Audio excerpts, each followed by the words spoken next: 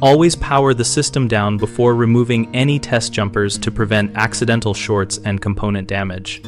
When ending diagnostic work, confirm the device is fully deenergized by disconnecting the main power source and waiting at least 30 seconds for residual charge to bleed off. Use a properly rated multimeter to verify 0 volts across relevant terminals before you touch anything. Remove jumpers with insulated tools and keep one hand away from the chassis to reduce the chance of a current path through your body. Place removed jumpers immediately into a designated insulated container or pouch so they cannot contact live circuits later. If jumpers are on distributed or high-energy systems, short capacitors through an approved resistor to discharge them first.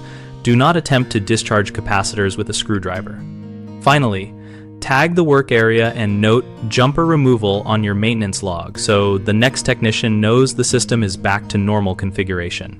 Common mistakes include assuming a power switch equals no energy present, which can be fixed by always verifying deenergization with a meter. Another frequent error is placing removed jumpers on a nearby bench where they can fall into open equipment. Solve this by using a labeled insulated container and securing the container away from the work area. A third issue is forgetting to document the change and leaving circuits in a non-standard state. Prevent that by updating the work order and leaving a visible note at the panel indicating testing is complete.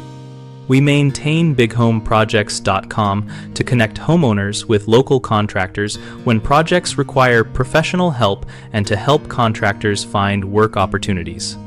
Our site also hosts an active discussion community where users and professionals share practical advice and ask questions about safe testing and termination practices.